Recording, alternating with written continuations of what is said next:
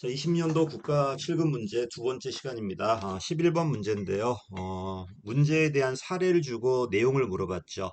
내용을 주고 내용을 물어보니까 이런 문제가 저는 세 번째 단계라고 그래요.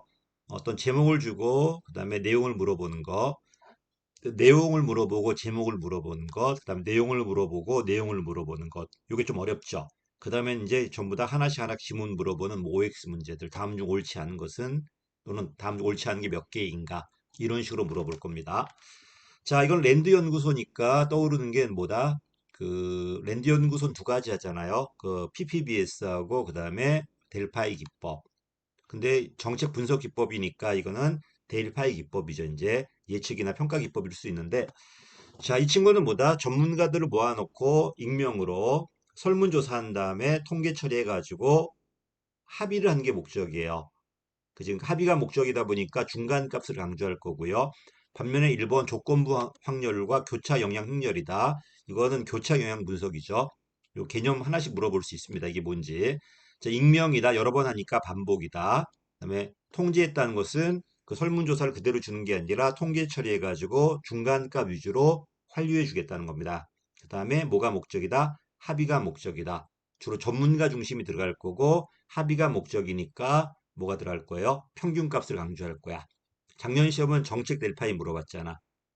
그전 시험은 델파이고요.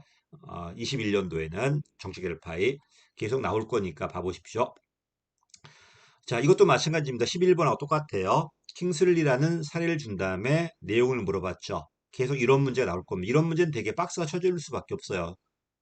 제목에서 논점 안 주기 때문에 킹슬리 나왔으니까 대표 관료제입니다. 44년도에 말했고요. 킹슬리는 그냥 구성만 강조해서 구성만. 비율만 맞추면 되는 거예요. 근데 이것을 어디까지 한다? 크렌치는 비례대표까지, 라이퍼는 가치대표까지. 이건 틀렸죠. 2번 틀렸어. 반대한 게 아니라 비례대표까지 확대 도입하자는 게 크렌치의 주장이었고요. 라이퍼는 이런 구성 말고 가치까지도 반영하자는 겁니다. 그지? 얘가 하나 깔고 있는 가정은 뭐다? 사회 세력이 A, B, C, D로 갈라져 있어. 근데 공무원들이 같이 판단하다 보니까 공무원도 정치인 못지않은 민주성이 필요하죠. 근데 선거를 뽑을 수 없으니까 비율대로 여기다가 배치하는 겁니다. 배치. 깔고 있는 가정은 사회의 가치가 아마 공직에 들어가도 그대로 유지된다는 가정. 이게 1번이죠. 누구나 자신의 배경이나 가치 이익을 정책 과정에 반영한다는 노력은 1차 사회화 경험이 공직에 가도 그대로 유지된다는 겁니다. 근데 현실은 그래야 안 그래? 안 그렇습니다. 공직에 가면 재사회화 되거든요. 변해버립니다. 가정 자체가 틀렸다면은 이게 문제가 되고요. 두 번째, 보다시피 사회 집단 구성을 강조하죠. 개인주의가 아니라 집단주의고 평등 강조하죠. 이러다 보니까 개인의 능력이나 자유를 침해할 수 있고 기존의 불평등을 시정하기 위한 정책이었지만 그 결과 또 다른 불평등이라는 역차별을 야기할 수 있다. 여러 번 나왔지 이런 것들은. 그래서 이건 학자를 물어봤기 때문에 꼼꼼하게 하지 않으신 분들은 어려웠을 겁니다. 여기다 누가 들어가야 돼? 모셔가 들어가야 돼요. 모셔는 소극적 대표 관료제와 적극적 대표 관료제를 또 가릴 거니까요. 자, 13번입니다. 이거는 사례 문제인데 네가 지방자치법의 내용을 알고 있나 물어봤죠. 지방의원의 징계는 경고, 사과, 30일간 출석 정지, 제명이에요. 제명, 경사 3제로 외워달라고 그랬는데 답은 1번이었네요. 저번 시험엔 60일로 나왔었는데 오늘 45일로 줄였네요. 그 다음에 사과 있고 경고 있고 제명할 때만 제적 3분의 2.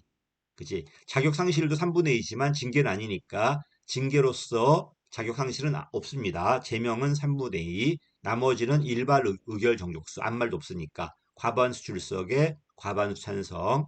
그 답은 몇 번이 틀렸다? 1번 틀렸습니다. 자, 지역사회 이유로 권력구조 잘 나오면 지방정 문제처럼 보이지만 정치학에도 있습니다. 다원론과 엘리트론. 그 전까지는 다원론이 맞다, 엘리트론이 맞다, 양분했어. 누가 지배하는가? 누가 지배하는가? 근데 현실을 보니까 이익단체도 있고 엘리트도 있고 그지? 그 다음에 공식 주도자도 있고 민간도 있단 말입니다. 이러니까 레지미로는요. 특정 세력이 독점하는 게 아니라 다양한 세력이 연합을 한다는 거야. 물론 이 세력 중에서 누가 제일 중요하다?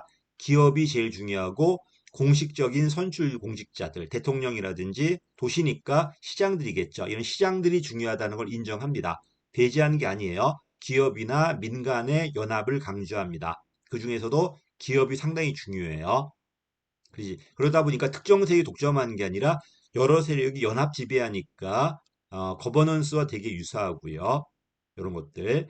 그 다음에 특히 기업이나 공식 선출자가 되게 선출직 공직자가 중요하다. 이런 말 합니다. 자, 그다음에 성장 기구로는 중앙 정치는 다양한 이해관계가 있지만 지방 정치는 only 뭐밖에 없다? 토지 가치밖에 없다는 겁니다. 토지 가치에는 사용 가치가 있고 교환 가치가 있어요. 교환 가치는 개발업자들이야. 개발업자들이 교환 가치를 사용 가치는 이거는 비성장 연합이 개발업자, 성장 연합이 개발업자예요. 그래서 이건 틀렸죠. 성장 연합은 사용 가치가 아니라 교환 가치, 개발해서 땅값을 높이는 거고 일상적 편익은 이건 사용 가치인데 이거는 반성장 연합이 강조한다는 거야. 그 중에 누가 이긴다는 거야? 성장 연합이 이긴다는 거예요. 개발업자가. 근데 이 레지미로는 개발업자도 중요하지만 이런 일반 대중의 의견도 얼마든지 들어갈 수 있다 없다 있다는 겁니다. 됐죠? 3번이 정답이네요. 이거 다 틀렸어. 자, 엘리트가 지배한 이유가 뭘까? 권력이 있겠죠. 이런 권력에는 지금 정보 권력도 있을 겁니다. 이런 정보 비대칭이 심화된다면은 엘리트가 대중을 속일 수 있을 거니까 엘리트 이론의 설명이 더 높아진다. 맞는 말이겠죠.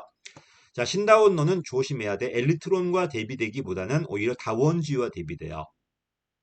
다원주의는 다양한 단체가 개인적 힘의 차이는 있지만 전체적으로 균등하다는 거야. 균등하게 되다 보니까 누구한테나 공정하게 개방돼 있다는 거죠. 근데 현실은 그렇지 않습니다. 현실은 다원주의가 아니라 아무리 그 정부가 공정하게 하고 싶어도 돈이 있어야 될 거 아닙니까? 이러다 보니까 기업의 특권, 지역 주민도 기업의 특권 인정한다는 거야. 그러니까 다원주의는 가만 놔둬도 서로 견제와 균형이 돼서 골고루 의견이 들어간다는 건데 신다원론은 특정 세력, 특히 기업 세력의 우월적 이익을 인정해요. 정부도 인정하고 지역 주민조차도. 그러다 보니까 다양한 의견이 골고루 들어가지 못해요. 그럼 어떻게 하자는 거야? 얘도 다원론이잖아요. 다원주의 핵심은 견제와 균형이거든. 자동 안 되니까 사회적으로 안 돼요, 지금. 그러다 보니까 정부 내에다가 다양한 의견이 들어올 수 있는 제도 장치를 만들자는 게 신다원론의 주장이야. 외부 통제가 안 되니까 정부 내에다가 다양한 목소리, 여가부도 만들고 다양한 부서 만들어 갖고 노동부도 만들고 환경부도 만들고 다양한 부서 만들어 가지고 의견이 들어올 수 있게 해달라는 겁니다. 됐지? 자, 그래서 이거는 틀렸죠. 공정하게 개방돼 있다는 것은 이거는 누구다? 이거는 다원론의 주장이고 신다원론은 공정하게 개방돼 있지도 않고요. 엘리트 집단의 의도적 노력이 어떤 의미인지는 모르겠는데 이건 엘리트론이겠죠. 이거는 어떤 의미인지는 모르겠어. 갑자기 써 있기 때문에 어쨌든 신다원론은 아닙니다. 신다원론은 특정 집단, 특히 기업 집단의 우월적 이익을 인정한다는 겁니다. 틀렸습니다. 이거는 답은 옳은 거니까 3번이 맞습니다. 총인건비제도 내용을 물어볼 수도 있고 여기는 연역을 물어봤죠. 근데 답은 연역을 몰라도 내용을 알면 맞출 수 있습니다. 신공공 관리론의 일환이고 여태까지는 9급에 몇 명, 8급에 몇 명, 7급에 몇 명, 전부 다 용어, 인원이 정해져 있어요. 또 행정직인지, 무슨 직인지가 정해져 있기 때문에 부처 장관들의 자율성이 없죠. 이러니까 총액으로 인건비 범위 내에서 재량을 주는 거야. 대신에 성과 내면 되겠죠. 근데 정원 관리에 자율성을 주는 건 맞는데 조심할 게 있다. 정원에는 총정원이 있고 계급별, 직급별 정원이 있어요. 총정원 제일 넓은 개념인데 총정원은 재량이 없어요. 왜? 이거는 대통령령으로 규정할 거니까 장관들한테 재량 주지 않아요. 그럼 계급별하고 직급별에 대해서 자율성을 주는 겁니다. 또 국은 재량이 없어요. 실국. 부처청은 법률을 정하고 실과 국은 대통령령으로 정해요. 장관들에게 재량 안 줬죠. 과 단위. 그지? 무슨 과. 이거는 총리령이나 부령으로 정할 수 있습니다. 지방에도 이런 게 있는데 지방은 기준 인건비로 바뀌었고요. 2007년도에 들어옵니다. 김대중 정부 때가 아니라 노무현 때 정부 때 들어옵니다. 2007년도에 중앙과 지방 먼저 시범 실시하다가 이제 확대 적용되고요. 그 다음에 이제 이 인건비 범위 내에서 내가 인력 운영을 할 수 있어요. 인력을 줄인 다음에 뭐 할 수 있다? 이걸 가지고 보너스 성과급 줘가지고 유인을 할 수 있겠죠. 보수 관리에 대한 자율성도 커진 거고요. 이 결과 성과 중심의 조직으로 운영하기 위해서 이걸 사용할 수 있다는 겁니다. 인력을 많이 할래요? 아니면 줄인 다음에 성과급이나 떤 보너스로 주실래요? 이걸 통해서 너를 일하게 만들 수 있게 한다는 겁니다. 노무현 정부 때 들어옵니다. 이거는 딴 걸 몰라도 맞출 수 있었죠. 제가 계속 말하지만 모르는 지문은 분명히 시험에 나옵니다. 그것이 모든 걸 완벽하게 알고 하는 문제도 있겠지만 아닌 문제도 많거든요. 물론 100% 하시는 분도 계시겠죠. 근데 그런 분들은 극히 드물 거고 일반적인 분들은 중요한 내용 몇 개를 알 겁니다. 자꾸 확대시키지 말고 내가 알고 있는 범위 내에서 답을 찾아보십시오. 답이 분명히 있을 겁니다. 없담 과감하게 이렇게 처음 보는 걸 찍을 수 있어야 되는데 이게 쉽지가 않습니다. 이건 많은 문제를 풀어봐야 돼요. 그래서 많은 시험을 풀어보고 많은 모의고사 푸십시오. 자꾸 나한테 모의고사 풀어야 되나 말아야 많이 물어보더라고요. 그걸로 공부하는 게 아니라 그걸 가지고 네가 응용해 보는 거예요. 됐지? 찍어봐야 될 거 아닙니까? 그리고 영어 풀 때도 40분 놓고 풀지 말고 20분 놓고 찍어봐. 찍는 것도 실력이에요. 찍어봐야지, 찍는 연습을 해봐야지 이것도 되는 거지. 찍어보지 않았는데 실전 가서 어떻게 찍을 겁니까? 찍는 것도 실력입니다. 실력 있는 친구는 찍어도 다 맞아요. 어차피 우리가 다 모르는 지문이 아니기 때문에. 옛날에 어떤 교수님이 이렇게 말씀하셨어요. 수업 듣는데 이렇게 하더라고. 나는 객관식을 틀린 걸 이해를 못 하겠대. 자기는 다 맞았대. 어우, 자랑이다. 그래서, 어유, 존경합니다. 그랬는데, 하시는 분이 뭐라고 하셨냐면, 아니, 제목 주잖아, 임마. 논점 주잖아. 그 다음에 내용 다 써주잖아. 하나 고르면 되는데, 왜 못 찍어? 이렇게 하더라고요. 그걸 이해하는데 저는 상당히 오래 걸렸죠. 논점 다 줍니다. 주관식이 아니잖아. 다 써주기 때문에, 여러분께서 여기서 이게 어떤 의미로 그 이미지가 잡혀 있다면은, 요 내용을 갖고 찾아갈 수 있어요. 근데 그걸 한 번에 어떻게 찾습니까? 많은 연습이 필요하겠죠. 실전하기 전에 많은 실전 연습을 한다면은 시험장 가서 다 논점 주기 때문에 네가 찾아갈 수 있다는 겁니다. 이렇게 말하면 막 화를 냈는데 여러분도 나중에 분명히 후배들한테 똑같은 말 할 겁니다. 다 알고 들어가는 게 제일 좋은 방법이겠지만 제가 봐서는 투입 대비 산출이 극대화되는 방법은 아니에요. 그럼 내가 알고 있는 가지고 찾아갈 수 있는 방법을 계속 개발해야 되겠죠. 어차피 시험은 시험장 가면 처음 보는 게 분명히 나올 겁니다. 그지? 그리고 계속 말하자면 모르는 거 나왔을 때 다 지워라. 딴 걸로 답을 찾아봐라. 딴 게 답이 있다면 그걸 찍어라. 설사 모르는 게 있어도 찍지 말고 그걸 찍어야 돼요. 반면에 다 답이 없더라. 그럼 과감하게 모르는 걸 찍어야 돼요. 그리고 항상 학생들이 두 개 놓고 찍었다고 하는데 이런 상황이야. 다 모르진 않아요. 하나는 정말 모르겠고 하나는 내가 긴가민가 한단 말이야. 그때 내가 뭘 찍을 것인가 고민할 거예요. 그때는 제발 부탁이지만 여러분의 능력을 믿고 내가 아는 범위 내에서 답이 있다면 그걸 찍으시고 아니라면 과감하게 새로운 걸 찍으십시오. 내가 이것도 마찬가지입니다. 이게 문제였어. 전자정부 기본계획. 이게 5년이라고 물어보고 행안부가 만든다고 물어봤다면 정말 내용을 물어본 거예요. 근데 이게 20년에 만들어졌는 21년에 만들어졌는지가 이론적으로 무슨 중요함이 있겠습니까? 진짜 이걸 틀리게 만들었다면은 5개년을 3개년 계획으로 그다음에 행안부가 아니라 뭐 과기부가 만들었더라. 이렇게 해서 틀리게 만들었을 겁니다. 전자정부법은 행안부 총괄이니까요. 그다음에 5년짜리 기본계획이야. 아키텍처는 3년 계획이지만 시행령이 있습니다. 근데 이거를 틀리게 만들지 않았죠. 답은 3번입니다.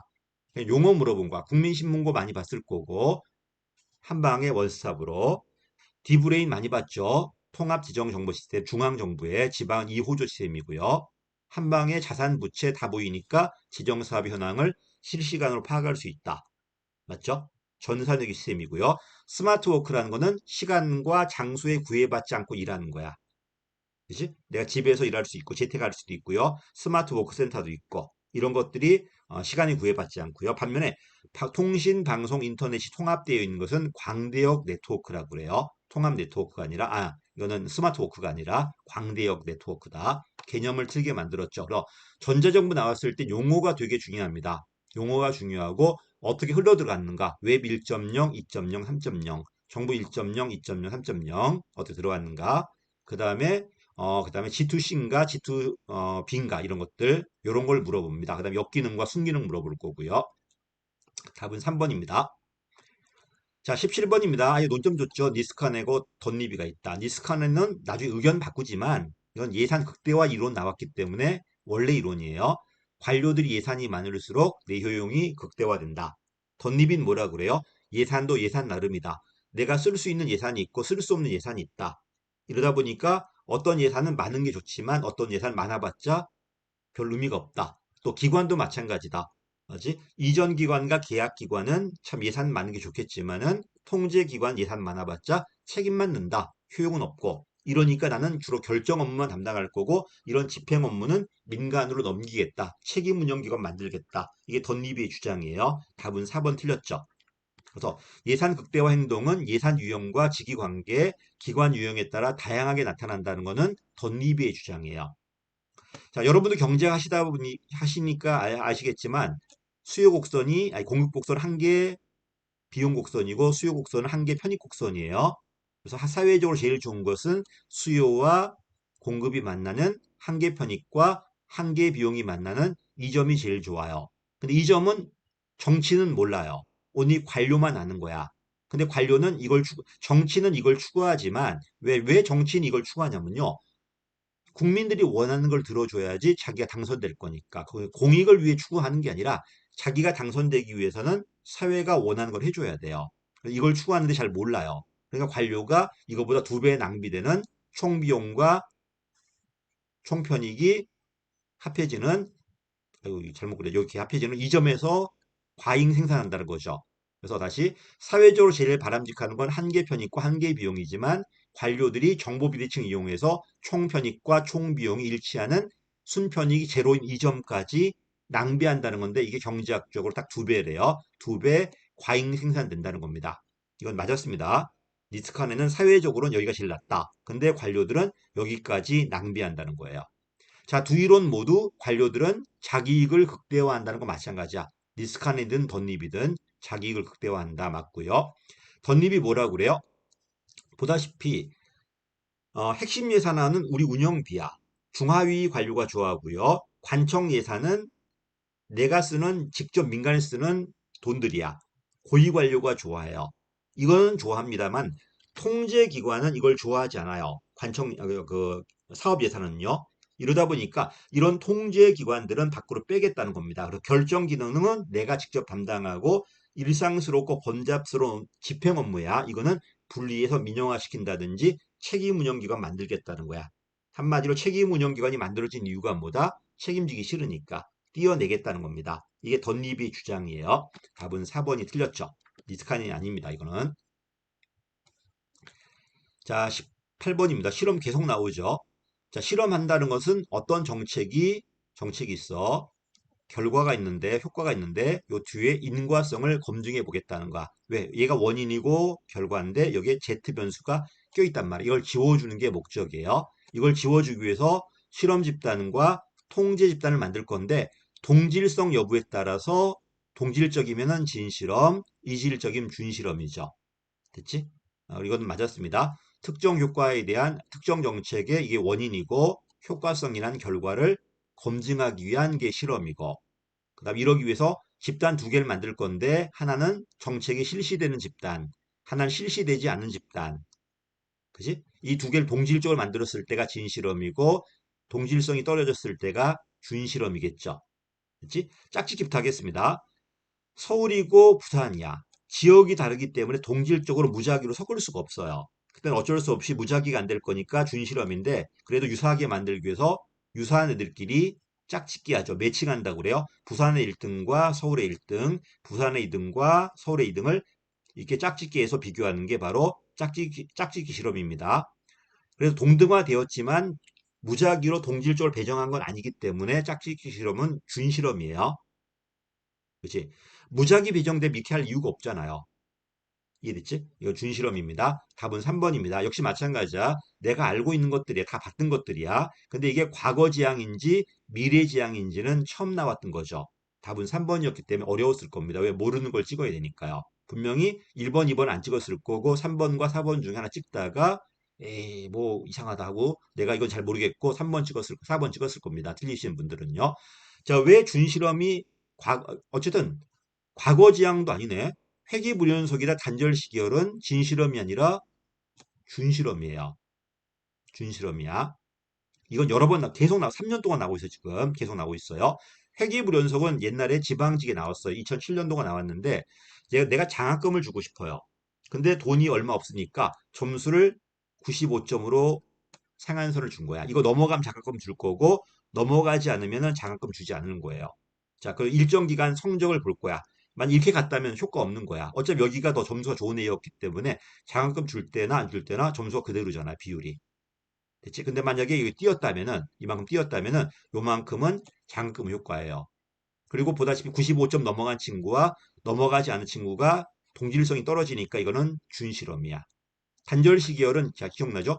하나 집단에게 정책을 실시하는 거야. 하나 집단이니까 비실험 아니냐 말씀하시는데 맞아요. 한 번만 한다면 비실험일 수 있어요. 근데 봐. 요거 한 다음에 시간 여러 번 또 하고 또 하는 거야. 그럼 얘와 얘를 비교하고 얘는 얘도 비교할 수 있고 얘도 비교할 수 있겠죠. 비교 대상이 나왔잖아. 그래서 준실험으로 들어와요. 준실험으로. 그리고 보다시피 준실험은요. 인위적으로 만든 게 아니야. 지금 이 상황에서 그냥 정책을 보는 거야. 지금이라는 건 과거가 쌓여서 만들어진 거잖아요.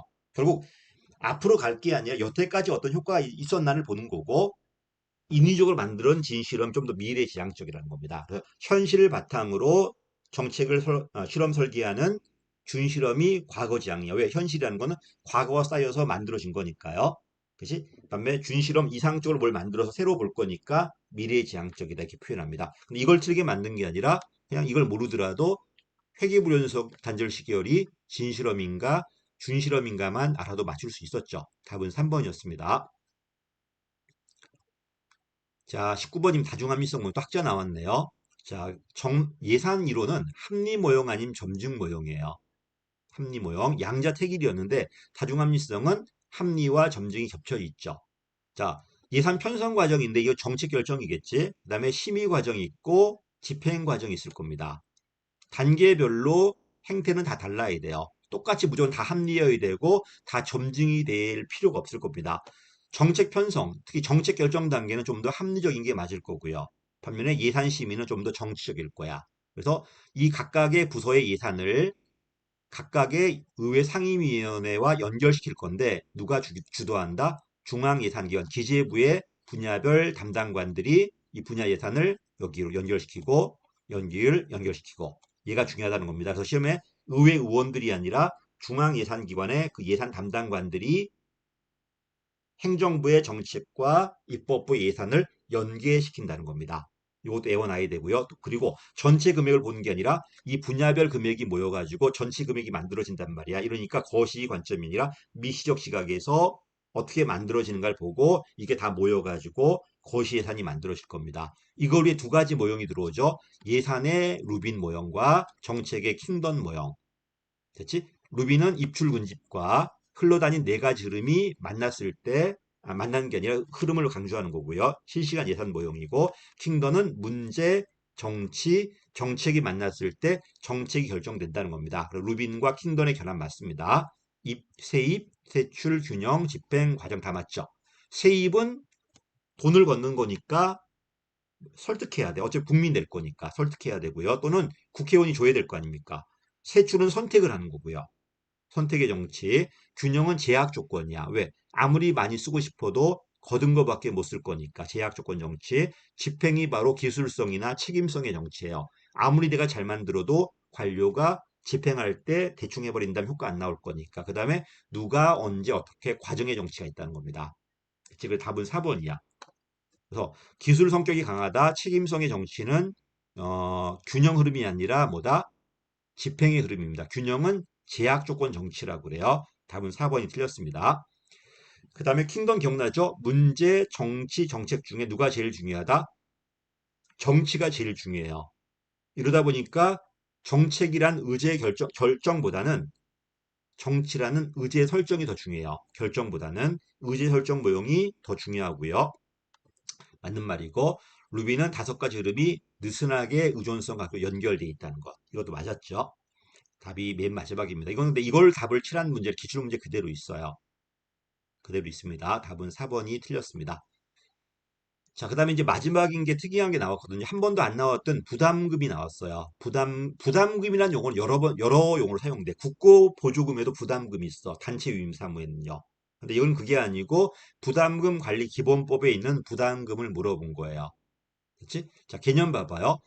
법률의 금전 의무 이게 부가권자인데 보다시피 키워드가 뭐다? 키워드가 재와 용역 제공에 관계없이 그죠? 이거는 세외 수입이 아니야. 또 공익과 관련돼 있어야 되고요. 또 조세도 아니야. 세수입도 아니죠. 세외 수입은 재화나 용역의 제공과 관계 있잖아요. 반대급부가 있어야 되잖아요. 이것도 관계없고 그 다음에 공익 관련해서 조세도 아니고요. 요게 부담금 개념이야. 근데 이걸 몰라도 지방세 부담금이라는 세금은 없어요. 주재자 담득, 취등 레비, 그 다음에 목적세 2개, 지역자원 시설세하고 지방교육세 총 11개인데 11개 맞죠? 어쨌든 부담금이란 지방세는 없잖아요. 이걸 몰라도 답은 찾을 수 있었을 겁니다.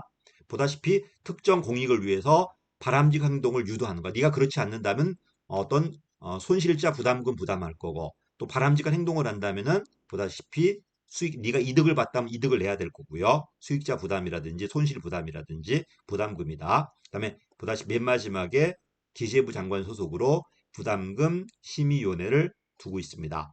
이게 나오다 보니까 나머지 갖다 놨죠. 3년마다 평가해봐라. 그 다음에 존속기간이 5년이 아니라 10년이에요. 원칙적으로. 보다시피 존속기간을 명시해야 되는데 10년을 초과할 수 없다.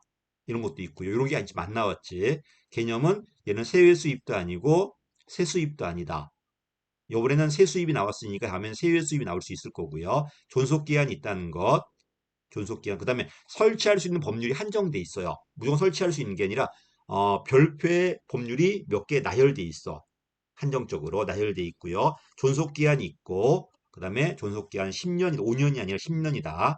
규제는 5년이잖아요. 얘는 10년이고요. 그 다음에 평가는 기재부가 할 건데 심의위원회가 있다는 것, 기재부 장관 소속으로 이런 것도 잡아보십시오. 한번 나왔으니까 또 나올 수도 있잖아요. 이번엔 쉽게 나왔지만 다음엔 어렵게 나올 수 있을 겁니다. 여기까지입니다. 감사합니다.